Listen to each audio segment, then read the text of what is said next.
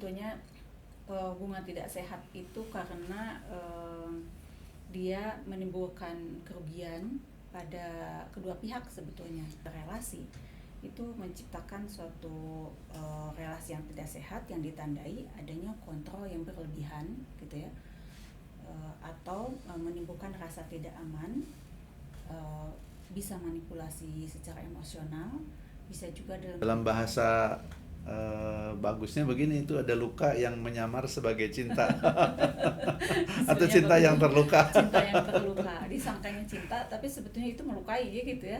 Dan Kalau itu cinta kan melukai, sesuatu yang harus betul-betul diperhatikan ya oleh orang-orang yang dalam kasus ini, misalnya orang yang sedang membangun relasi yang lebih akrab ya, menuju ke pernikahan.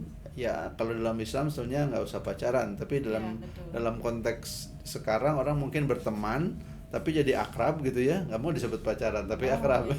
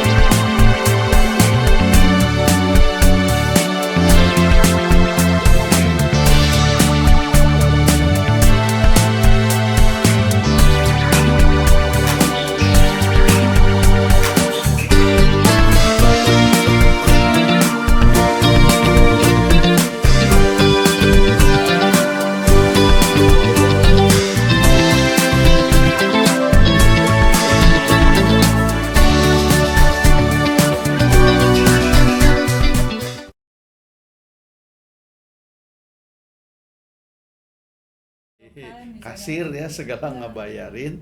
Dan ternyata tapi juga memang ada yang dia membeli pertemanan dengan dia, dan yang dibeli bisa memanipulasi.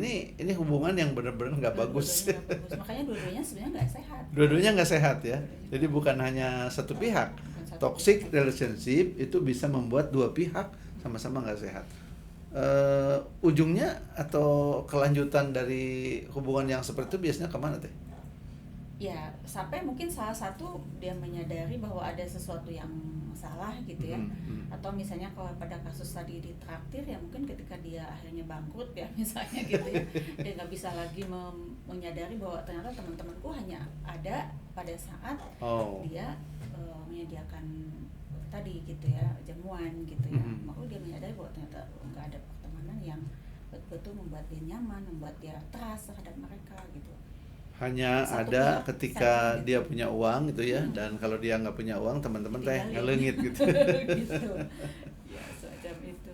Ya sama, itu juga kan udah pacaran juga pada saat misalnya satu pihak merasa akhirnya kata-kata dia mendapatkan kesadaran bahwa dia ternyata dirugikan, baru dia mengevaluasi bahwa kok ternyata kayaknya aku doang nih yang berkorban, misalnya gitu. Kenapa dia melakukan aku kayak gitu gitu. Itu biasanya mulai kan, karena pintu masuknya dari awareness kan, dari kesadaran diri. Kalau pintu masuk keluar dari toxic relationship itu kesadaran diri ya. Kita tadi belum banyak ngebahas soal tadi kan banyak di anak muda ya. Di keluarga juga sangat mungkin ya suami istri. Sangat mungkin. Makanya ada isu-isu KDRT itu kan sebetulnya kan karena ada relasi yang tidak setara. Ini kita bicara bukan soal bahwa nanti ada laki-laki yang dalam agama disebut qawwam ya. Tapi itu beda gitu ya. Di sini lebih kepada penghargaan. Karena qawwam juga bukan diperbolehkan memanipulasi, tidak diperbolehkan menyakiti, enggak. Boleh. Contoh di dalam Islam, ar-rijalu qawwamun 'alan nisa, Nabi respect banget kepada kaum wanita kan. Bahkan kesannya, empatik banget gitu. Betul. Nah kesannya kan gini Kang, laki-laki itu jadinya seolah boleh mendominasi, boleh mengatur gitu ya. Karena tadi misalnya budayanya patriarki kan suka dibawa isunya ke arah sana gitu. Padahal sebetulnya arahnya bukan ke situ. Di dalam toksik itu siapapun dia, kalau dia tidak respect kepada pasangannya, itu akan menimbulkan kekerasan pada pihak yang lainnya gitu ya, baik secara fisik, secara emosi ya, secara psikologis itu jauh lebih terlihat daripada kekerasan finansial. Kadang kalau yang jadi korban laki-laki lebih dramatis loh. Karena kan biasanya kan laki-laki yang dominan. Ya, Tapi betul, kalau betul. yang perempuan yang dominan, Bisa itu. entah karena apa gitu, itu di depan orang banyak dia bisa menyuruh-nyuruh dan suaminya betul-betul nggak berdaya gitu. Itu bisa sampai begitu ya Teh ya? Ya. Komunikasi atau relasi suami istri itu setidak sehat itu bisa gitu. Iya, satu pihak itu memberi membutuhkan satu semacam pengaman terhadap dirinya ya, ada rasa aman, ada feel insecure ketika ada orang yang mungkin mendominasi dia gitu. Ada orang yang dia terbiasa di dalam situasi di mana dia ditekan, dia didominasi gitu ya, sehingga dia akan masuk lagi ke dalam siklus hubungan yang sama gitu kan. Makanya kalau dalam toxic relationship itu ada teori yang mengatakan bahwa ini semacam circle. Jadi pada awalnya mungkin ada pencetusnya, kemudian mereka mengalami kekerasan atau melakukan satu tindakan yang menyakiti pihak yang lain, tapi nanti ketika satu orang menyadari bahwa ini nggak benar, mereka bisa kayak akur gitu kan.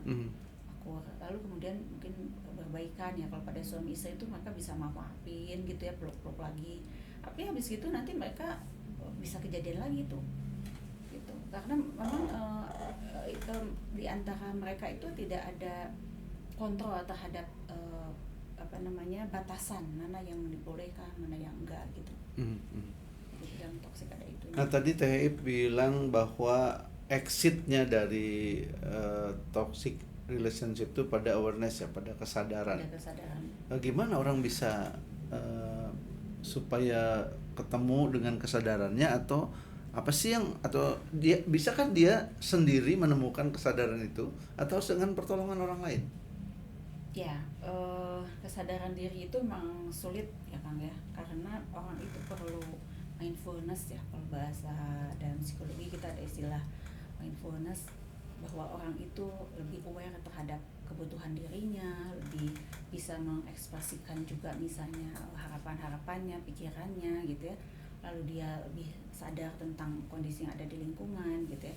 Nah, kalau orang-orang yang terbiasa mengelola diri dengan baik, mungkin meskipun kadang-kadang kita tanda kutip mungkin lupa diri gitu ya, terus bisa aja membuat sebuah kesalahan, tapi ketika proses dalam dirinya selalu terhubung gitu ya dengan dirinya gitu ya, itu dia akan ada itu semacam evaluasi. Kenapa aku melakukan ini, apa yang aku mau gitu ya, kenapa misalnya pikiranku membawaku pada putusan seperti ini gitu. Nah itu tuh kan proses yang sangat personal kan. Dan itu kalau tidak dibiasakan, memang orang akan cenderung mengikuti apa yang dalam lingkungan sosial itu digiring gitu ya, digiring oleh bagaimana lingkungan itu. Apa yang membuat orang bisa menemukan titik perenungan secara psikologis, bagaimana orang dalam kasus yang toxic relationship seperti ini yang jadi korban biasanya memang lemah, punya banyak kekurangan gitu ya. Bagaimana dia bisa exit sendirian gitu Teh? Cara apa yang orang harus lakukan? Sebetulnya kan itu kan proses dari awal Kang ya. Artinya kita itu dibentuk juga oleh lingkungan.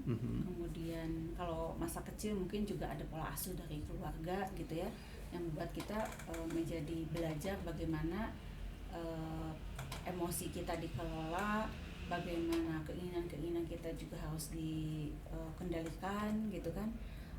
Jadi ada bahasa misalnya emosi itu juga harus cerdas gitu kan. Jadi nggak boleh kita misalnya ngikutin aja mau kita sendiri, kan nggak boleh, ada batasan.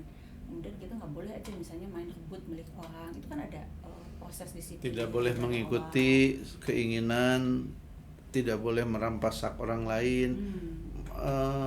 Nilai-nilai itu yang nilai-nilai itu kan dari awal kan kalau itu berjalan ya di dalam pola Hmm. asuh, itu kan akan membuat orang itu secara emosional kan cerdas, Kang. Mhm.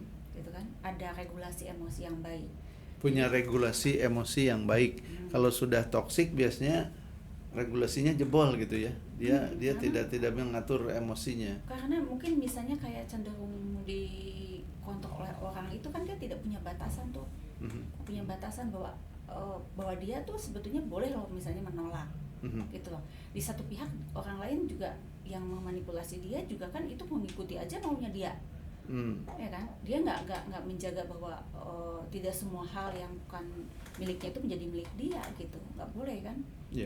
Dia harus ngendaliin gitu ya, misalnya kayak aku pengen ngobrol sama kamu tengah malam gitu ya misalnya, itu kan nggak bisa, itu hak orang untuk istirahat misalnya gitu.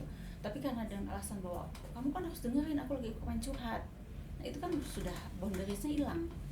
Sebetulnya akal sehat ya, yang apakah ini sesuatu yang wajar atau tidak wajar? Kalau orang selalu harus diterima teleponnya jam berapapun itu sudah nggak wajar. Iya betul. Orang harus kita harus selalu report pada dia dimanapun kita berada, dan kalau tidak jadi salah, iya, ngapain aja misalnya harus ngapain aja, gitu jadi ya. detail gitu ya. Ini udah nggak Posesif beres kan? itu ya. Kan nggak ada boundaries tuh Kang, berarti kan ada hak yang privacy untuk Ya. kita misalnya ya. Bahkan ketika yang sudah menikah pun itu kan tetap ada privacy ya, Tetap. untuk suami dan istri gitu. Ini dalam Islam itu ada kaidah kalau assalamualaikum ke rumah orang cuma boleh 3 kali. Iya kan? Kalau udah 3 kali salam, nggak boleh ya. pulang udah. Masuk. Mungkin orangnya ada, tapi sedang nggak bisa terima tamu. Itu Atau masuk kamar orang tua kan oh ya jelas waktu ya, harus tertentu ketok dulu kan? di waktu Ya. tertentu. Jadi sebetulnya dalam Islam ada ya ajaran-ajaran, Ada batasan-batasan batasan. yang harusnya membuat itu menjadi value, jadi nilai yang nanti bisa membuat seseorang yang terkena relasi yang toksik itu nyadar cepet gitu ya. Betul. Oh ya, saya ini nggak bisa begini, saya salah nih, ini nggak boleh gitu. Menarik banget, Taib. Dan ini bisa terjadi pada anak remaja ya, pada yang sudah lewat remaja, Semakor. dewasa awal usia Dewasa awal. perempat 20-30 gitu ya, quarter life itu juga mereka Iya, betul. bisa mengalami hal itu gitu ya. Dimanapun toksik ini bisa Bisa